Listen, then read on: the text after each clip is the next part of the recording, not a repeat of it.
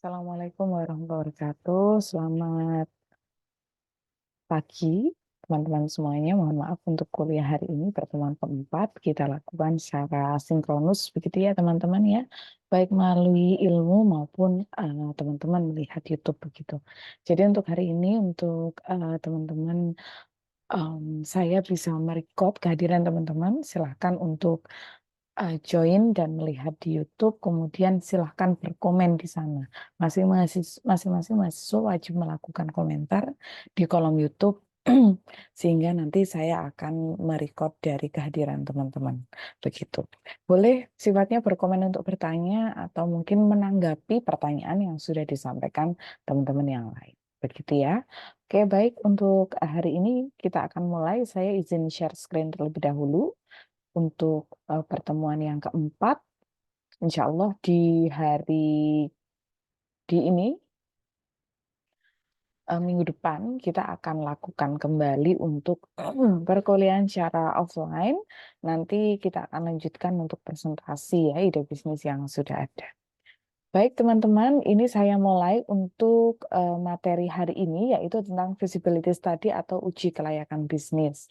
Ya, dari materi yang sudah kita berikan bahwa di sana adalah teman-teman kemarin sudah membuat ya ide bisnis yang sudah dilakukan, serta di minggu ketiga kemarin juga sudah ada untuk feasibility study begitu. Ya, tentunya nanti teman-teman dengan ada kajian feasibility study akan mengetahui apakah usaha yang dilakukan itu memang layak atau tidak, gitu ya, Nak. Nah, di sini adalah tahapan apa saja sih yang harus kita lakukan. Mulai dari yang di pertemuan awal kita sudah menentukan ide atau ide. Kemudian, nah setelah ide itu harusnya kita sudah lakukan analisis SWOT. Nanti analisis SWOT itu akan sangat menentukan feasibility study. Beberapa tugas yang sudah ada itu analisis SWOT yang diberikan itu saya sudah melihat ya adanya strength, kemudian juga weakness, threat, opportunity begitu ya yang sudah teman-teman sampaikan. Nah, dari situ nanti akan ketahuan apakah memang ke depannya usaha yang teman-teman lakukan itu ada sebuah peluang ya untuk bisa sukses, untuk bisa berjalan ya.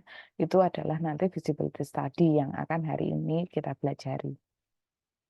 Kemudian setelah ada feasibility study, maka teman-teman akan bisa mengetahui developing business model ya. Kemudian baru kita akan bisa menentukan bisnis plan kita akan seperti apa. Begitu. Nah, bisnis plan ini adalah yang harapannya nanti adalah proyek besar kita, supaya nanti teman-teman akan seperti apa sih usaha yang akan dilakukan. Ya, nah di sini untuk propose business venture bahwa di sini adalah kita tidak hanya menghabiskan waktu ya untuk kita bisa menganalisis ide kita ya, tetapi kita harus juga memperhatikan beberapa aspek. Aspek yang pertama adalah produk atau service kita. Artinya, apakah produk itu memang sudah benar-benar layak dilihat dari produk yang kita hasilkan. Bu A ini apakah produk ini hanya barang? Tidak ya nak ya, tetapi juga bisa jasa. Begitu. Nah, kemudian juga ada industri atau target market. Nah, industri atau target market ini adalah yang biasanya teman-teman harus dan sangat penting untuk dilakukan. Kira-kira nanti akan dipasarkan kemana? Ya, ini menjadi salah satu untuk teman-teman juga bisa melihat ya terkait tentang feasibility study. Kemudian juga organization feasibility adalah organisasi pengelola dari usaha kita. Apakah memang dari pimpinannya, mungkin dari pekerjanya dan sebagainya, gitu ya. Dan juga yang paling penting adalah financial feasibility. Apakah memang kelayakan dari modal? Ya, ini penting. Karena kadang kita punya usaha, punya ide, tetapi ketika mau eksekusi tidak ada modalnya. Nah, ini mungkin kita bisa menggandeng pihak ketiga atau mungkin sebagainya, gitu ya. Nah, Sehingga mungkin kalau di proyek kita ya modalnya adalah swadaya dari teman-teman ya dalam kelompok begitu. Kemudian kalau yes, maka proses bisnis plan. Kalau no, berarti maka kita harus kembali lagi untuk memikirkan usaha kita. Apakah memang mau dilanjutkan atau mau kita alihkan dengan ide yang lain begitu.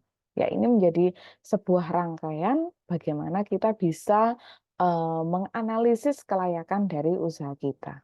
Nah, oleh karena itu, berdasarkan keterangan-keterangan sebelumnya, sehingga kita bisa mengatakan bahwa feasibility study atau kelayakan bisnis ini adalah suatu kegiatan yang isinya mempelajari secara mendalam tentang kegiatan bisnis atau usaha yang akan dijalankan untuk menentukan apakah layak atau tidak. Ya, sehingga nanti dengan analisis FS atau feasibility study, maka teman-teman akan tahu, oh ini layak, oh ini tidak, begitu.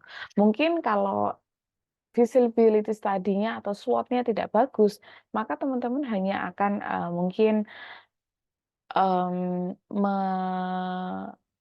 apa ya, mengetahui bahwa usaha ini mungkin hanya berjalan sampai 2 bulan, 3 bulan seperti itu.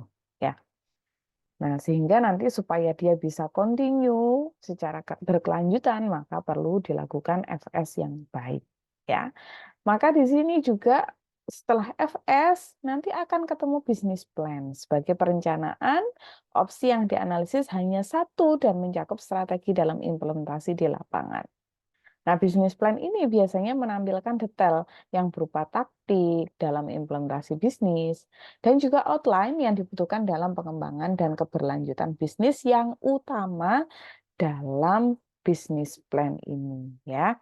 Memang di sini di-highlight bahwa dalam melakukan bisnis plan yang paling penting adalah financial dan juga marketing plan. Produknya sudah bagus, tetapi marketing plan-nya tidak bagus, maka bisa jadi dia kalah dengan produk yang biasa saja, tetapi marketingnya oke, gitu ya. Saya kira teman-teman sudah sangat paham terkait tentang marketing ini karena banyak sekali sekarang anak muda yang menjadi influencer untuk membantu ya program marketing dari berbagai produk baik UMKM maupun yang sudah jalan, gitu ya, Nak. Oke. Nah, selanjutnya adalah kita masuk pada jenis analisis feasibility study, yaitu biasanya kita melakukan penelitian primer. Penelitian primer ini penelitian yang dikumpulkan oleh orang yang melakukan analisis. Ya, biasanya mencakup berbicara dengan calon pelanggan, mendapatkan umpan balik dari para pakar industri, mengadakan kelompok fokus dan pengelola survei. Jadi, kalau kita melakukan penelitian primer adalah penelitian itu langsung menuju ke objeknya. Jelas ya, Nak ya. Tidak kita menggunakan media tertentu, tapi kita langsung diskusi, langsung bertemu, langsung FGD misalkan begitu ya, atau focus group discussion begitu. Tapi kalau kita melakukan riset sekunder adalah meneliti data yang sudah dikumpulkan. Jelas ya, Nak ya. Biasanya kita mencakup studi industri, data biro sensus, perkiraan analisis, informasi terkait lainnya. Mungkin teman-teman juga melihat dari jurnal, mungkin melihat dari misalkan hasil penelitian orang lain, baik dalam skripsi, tesis, atau disertasi. Begitu, ini merupakan riset sekunder. Begitu ya. Jadi kalau riset sekunder, teman-teman biasanya mendapatkannya dari referensi dari literatur, dari perpustakaan, biasanya begitu. Ya, oke. Kalau sudah, kita akan lanjutkan dulu. Nah, ini ya, feasibility study itu ada beberapa penjelasan lanjut terkait ruang lingkup, tujuan, dan juga fungsi. Ini saya kira teman-teman juga sudah bisa memahaminya ya. Ruang lingkup mulai dari jenis kegiatan usaha, cara melakukan, kemudian evaluasi aspek, sarana, hasil kegiatan usaha, kemudian semua biaya, dan juga perluasan usaha. Begitu ya. Kalau tujuannya adalah ini yang paling penting, ngapain sih Bu kita harus pusing-pusing gitu ya, membuat sebuah feasibility study karena di situ adalah tujuannya mencegah resiko kerugian. Jangan sampai teman-teman membuka usaha tapi rugi begitu ya. Kemudian memudahkan proses perencanaan, memudahkan pelaksanaan pekerjaan, pengawasan dan pengendalian. Ini yang penting sekali. Nah, fungsinya apa dengan FS itu adalah teman-teman akan bisa mengetahui kelayakan, analisa dari kelayakan suatu ide. Juga kita akan bisa mengembangkan ya proposal bisnis baru atau pengembangan awal bisnis gitu. Nah, aspek feasibility study banyak sekali di sini mulai dari aspek ekonomi, aspek finansial, aspek hukum, aspek pasar, aspek lingkungan, aspek organisasi, aspek teknologi dan informasi, aspek operasional. Ya, semua aspek ini harus dilakukan supaya proses usaha yang akan kita lakukan itu bisa berjalan dengan baik. Nah, rata-rata yang sering dianggap remeh dan juga tidak dilakukan adalah aspek lingkungan. Ya, kadang-kadang teman-teman hanya memperhatikan, oh ini itu sangat menjanjikan, pasarnya besar, kemudian misalkan organisasinya juga tidak ruwet gitu ya, misalkan cukup hanya berapa orang saja misalkan. Kemudian dia adalah aspek hukumnya ya juga mudah sekarang, apalagi kalau UMKM itu lebih mudah ya nak ya diberikan izin. Kemudian aspek finansial, ya misalkan nggak butuh modal besar, tetapi ternyata itu sangat impact kepada lingkungan. Misalkan, contoh teman-teman itu punya usaha laundry. Perlu diperhatikan ya nak ya, bahwa di situ limbah laundry itu akan bagaimana. Itu harusnya diperhatikan. Mungkin saat ini tidak berefek apa-apa, tetapi nanti jika itu banyak orang tidak memikirkan, maka nanti akan sangat berpengaruh terhadap lingkungannya. Bisa jadi hayati yang ada di sekitar lokasi laundry itu bisa terjadi mutasi ya karena adanya zat-zat kimia dari limbah laundry begitu. Mungkin ada lagi terkait misalkan limbah apa ya, mungkin ada yang tertarik ya dengan batik begitu. Nah, itu tinta batik itu juga perlu diperhatikan karena di situ tinta batik itu ternyata banyak mengandung logam berat ya. Nanti kalau dia sampai dikonsumsi oleh misalkan ikan yang ada di sungai begitu, ternyata ikannya kita makan ya berarti kita akan banyak mengandung logam berat. Itu nanti efeknya akan sangat besar sekali begitu ya, terutama bagi kesehatan. Nah, ini adalah ada visibility analysis bahwa tadi ada produk, kemudian target pasar, organisasi, finansial gitu ya. Ini perlu dianalisis betul begitu ya bahwa jadi nanti teman-teman kalau punya ide bisnis, maka nanti dari segi produknya bagaimana, dari segi target pasarnya bagaimana, dari segi organisasinya bagaimana dan finansialnya gitu. Mungkin yang paling penting ya 4 ini ya. Gitu, nah. Nah, ini adalah ada tabelnya, misalkan strength of business, di situ adalah contoh feasibility study, ini contoh ya, extent which the idea takes advantage of an environmental trend. Bahwa di sini adalah low potensial min 1, 0 plus 1, begitu.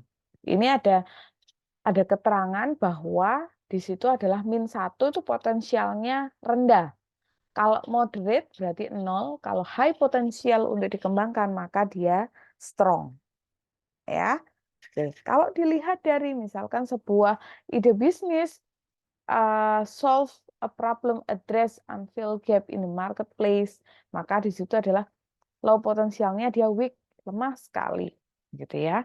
Dan selanjutnya misalkan timeline of entry to market dia not timely, moderate timely, very timely, atau yang mana.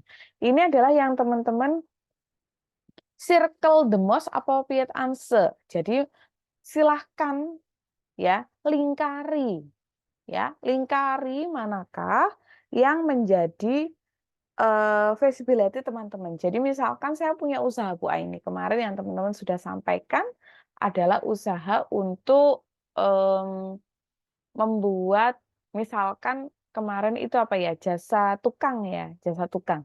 Nah, itu adalah bagaimana misalkan dari tax advantages of an environmental trend. Apakah dia moderate, maka silahkan moderate yang dilingkari, maka poinnya 0. Gitu. Kemudian timeliness of entry to market. Misalkan dia high potensial, berarti very timely, maka dia +1. Ya, jadi teman-teman silahkan semacam membuat seperti ini begitu ya, sehingga nanti teman-teman akan tahu poin-poin apa, ide bisnisnya apa, silahkan dilingkari. Ya, ini contoh ya, Nak ya, contoh begitu. Kalau kaitannya yang kedua, kalau tadi kan produk, sekarang industry related. Number of competitors, apakah banyak? Misalkan untuk tukang kemarin, itu adalah tidak ada, Bu. Berarti ya non. Berarti high potentialnya +1. Begitu. Dan seterusnya untuk beberapa komponen yang lain. Sehingga nanti teman-teman akan bisa mengetahui, ya, setelah dapat 5 itu, maka di total. Low potensial berapa persen? Moderate potensial berapa persen? High potensial berapa persen? Untuk masing-masing part. Misalkan part 1, low potensialnya adalah -1, moderate potensialnya 0, high potensialnya 5. Berarti kalau di total, ya jadi ini dikasih total, totalnya berapa? Contoh ya Nak ya, ini misalkan diberikan total, ini diberikan total, kemudian ini diberikan total, misalkan ini adalah -1. Di sini 0, di sini misalkan 5. Nah, sehingga total keseluruhan untuk part 5 adalah 4. Ya. Berarti dari segi finansial dia adalah 4, maka dia plus sehingga dia memiliki potensial to growth ya, untuk grow, to grow, to expand, untuk diimplement, kemudian untuk bisa dilaksanakan, begitu ya. Nah, jadi ini dilakukan beberapa analisis FS untuk beberapa komponen. Ya, silahkan gunakan tabel ini, Nak. Ya, tapi untuk masing-masing ide bisnis, begitu. Bisa dipahami ya, sehingga nanti akan ketahuan, oh dari segi finansial dia plus. Oh, dari segi market dia plus. Oh, dari ini dia min, begitu. Jadi boleh Bu Aini misalkan hasilnya adalah ada yang minus, boleh, enggak apa-apa. Gitu ya, Nak ya. Jadi tidak harus teman-teman memaksakan bahwa dia harus plus semua. Kita next dulu ya. Oke. Nah, di sini adalah tugas kita ya, seperti biasa tugas di pertemuan keempat nanti saya linknya untuk mengupload akan saya unggah di pertemuan kelima ya. Yaitu buatlah penilaian feasibility study dari 5 aspek di atas yang sudah ada itu pada ide bisnis yang sudah teman-teman lakukan. Berarti bagaimana? Silahkan teman-teman membuatnya dalam bentuk PDF, ya, dalam bentuk di Word. Misalkan di Word dulu baru di PDF-kan Bu Aini boleh, ya. Ide bisnisnya ditulis, tabelnya itu di copy saja, kemudian teman-teman lingkari. Kemudian lengkapi dengan nilai masing-masing dan totalnya per part. Jelas ya? Sehingga nanti di bawahnya itu yang saya akan sangat penting concern di sana bagaimana teman-teman menganalisis dari hasil FS yang sudah dibuat. Misalkan, oh ternyata dari part financial plus 4, kemudian dari marketing -1 dan sebagainya. Sehingga teman-teman membuat analisis di situ. Berdasarkan misalkan ya, berdasarkan hasil feasibility study didapatkan bahwa kemungkinan untuk pengembangan ide bisnis ini adalah bisa dilakukan atau layak. Namun ada beberapa poin yang masih kurang, di antaranya adalah tantangan untuk market, misalkan. Hal ini bisa ditingkatkan dengan bla bla bla kayak gitu. Ya. Jadi analisis itu yang akan menjadi poin concern saya dalam penilaian. Begitu ya teman-teman ya, kira-kira untuk perkuliahan hari ini. Mohon maaf sekali lagi untuk pertemuan hari ini dikarenakan ada kegiatan yang tidak bisa saya tinggalkan, sehingga kita akan bertemu lagi di minggu depan dengan beberapa presentasi yang harus teman-teman laksanakan. Sekali lagi, link untuk pengumpulan tugas ini saya akan berikan melalui link ilmu, supaya nanti teman-teman semuanya bisa mendownload begitu ya, dan juga mengupload tugasnya, dan masing-masing mahasiswa wajib mengupload. Terima kasih, sehat selalu. Saya akhiri wassalamualaikum warahmatullahi wabarakatuh. Terima kasih.